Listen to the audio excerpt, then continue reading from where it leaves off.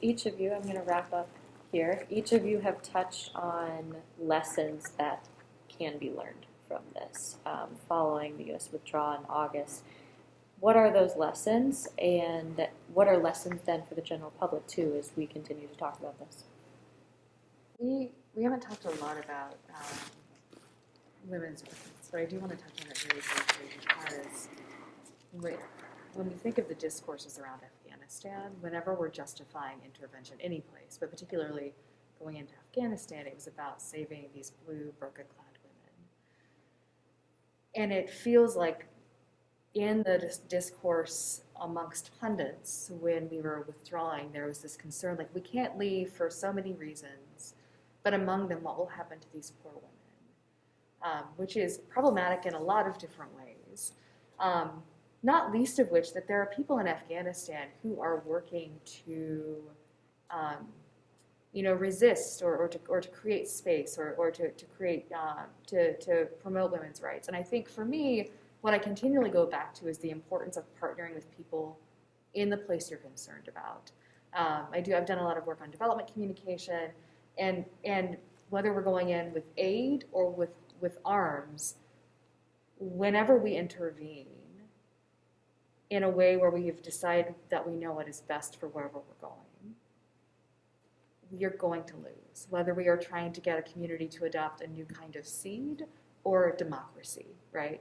And so I think for me, the lesson that I continually go back to when I think of these conflicts that we've been involved in for so long is the importance of listening to partners on the ground and finding ways of supporting the work that's being done, rather than going in and assuming that we can, through our money or our military, make change, right? Like, change is bubbling in places. And I think if we really care about spreading democracy or human rights or any of the stuff we claim to care about, then we have to be going in and looking for partnerships and how to support the people in the places doing this work and being humble in an international relations perspective. And I don't know how you do that, but I think for me, it's what I always go back to is we make assumptions about what we think is right or wrong with no real engagement with what is happening in the culture and the society in which we're trying to intervene.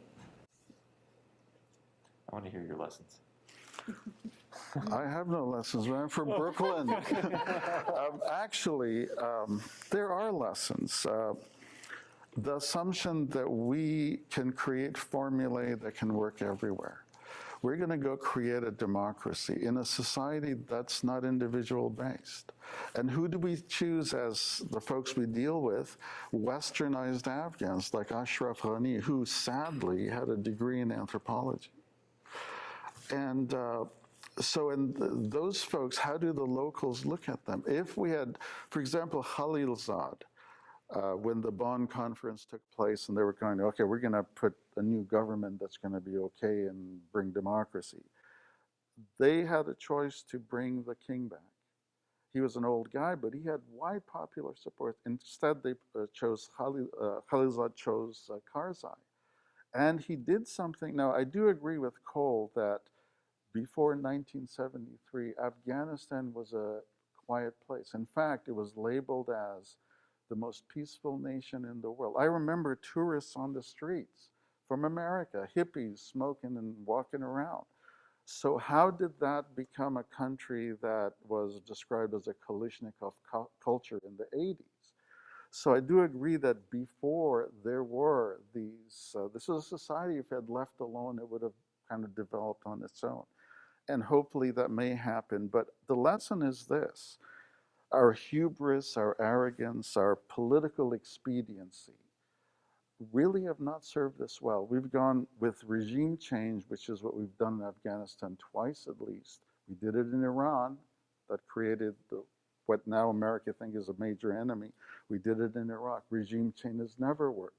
We've used incompetent agents on the ground like Khalilzad, who Afghans say sold out. His only success was he failed in Iraq, he failed in Afghanistan twice, but he succeeded in bringing the Taliban back because he was allowed to go without a mandate. Said, go negotiate. The argument or the directive he was given is, get me out of this forever war before September November, sorry, before the election. So he went and made a deal in the Afghan fashion where you schmooze. You're sort of like a salesman and you become buddies. All of a sudden, the Taliban, he excluded the Afghan government because he hated Ashraf Ghani personally.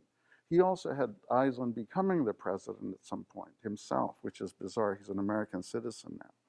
So we assume we have the magic formula that we can help everybody be like us. That's ethnocentric, that is conceited, and it has not served us. I hope that's the lesson we learn. I doubt that that's the lesson that'll come out of this. Now your lesson. Now my lesson. Yeah, I've been trying to list them off, so thank you for going. I offered.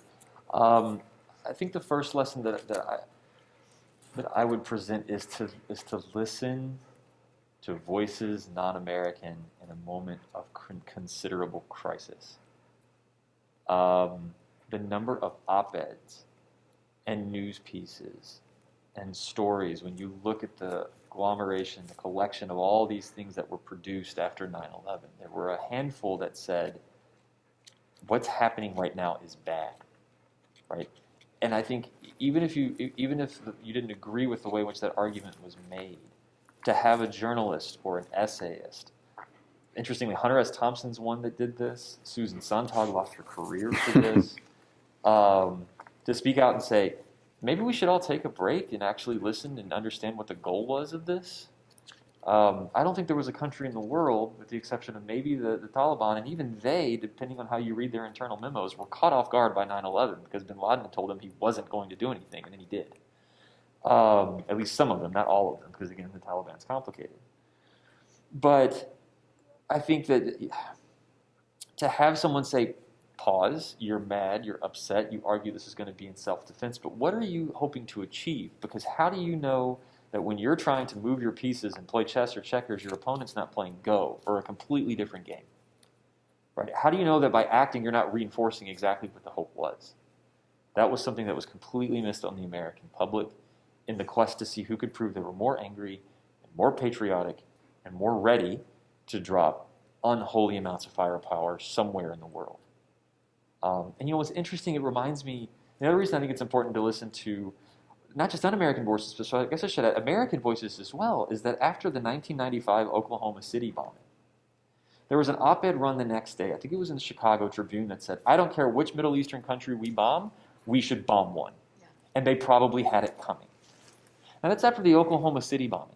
Many of the major news networks came out and said, oh, it was Middle Eastern terrorists. And there were government sources unnamed that claimed this. In fact, they arrested an Egyptian engineer on an airplane, and then he got $10,000 compensation. Well, I'm glad to hear that. 10,000, yeah. So all of the domestic legal reforms that came out of that were directed at foreign terrorism and not at domestic white supremacist and Christian nationalist terrorism. Have they ever been referred to as terrorists?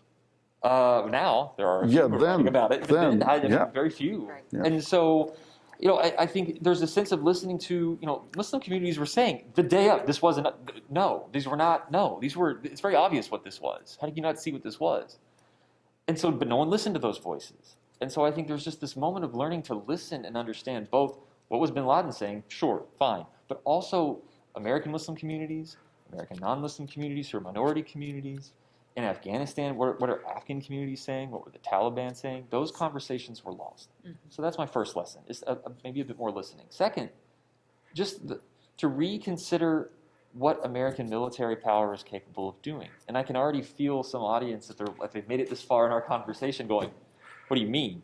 You're anti-American. What if the question of supporting the troops is to not just continue sending troops literally up a mountainside in Afghanistan over and over again 20 times for 20 years, 20 different deployments, right? When you're asking Americans with an all-volunteer military force, an overwhelming majority of them deployed so many times, we're seeing the toll that took on their families, on themselves, not only on their bodies, but their brains. Veteran PTSD, veteran deaths by suicide are skyrocketing because of the toll their communities took. That's a question the American people ask, those communities answered, but what do they have to show for it now? And supporting the troops isn't just, in my opinion, standing up at a ball game and clapping in the 7th inning. It's thinking about why are they being deployed, for how long, what happens when they come back. Are we monitoring what's being done while they're there? Are we holding politicians and the generals and the admirals and other officers accountable for the decision-making they're doing in the field? Because if we're not doing it, then we watch community after community abroad come back and tell us the suffering they're experiencing, and if we're not listening, that suffering continues to be ongoing, and it's the entire nation, not Democrats, not Republicans, or anything beyond the spectrum or within that spectrum. It's the whole nation that bears that responsibility. And it's folks who are not younger than you, our student body. You know, these are youngsters. We put him in Abu Ghraib prison to run that show. I mean, this is irresponsible from my point of view. I'm glad that your comments were interesting about journalism and responsibility, because that's kind of a motto of anthropologists, you know. Never do something to harm the people who've allowed you to come in their midst. So we've gone a long way from the embedded reporters in the Iraq War in the beginning. So that's hopefully that's a lesson that'll continue. But yeah, it's a terrible thing. Well, a sincere thank you to all of you for your time, your expertise, your thoughts. Thank you to our viewers for watching. I hope you all have a good evening.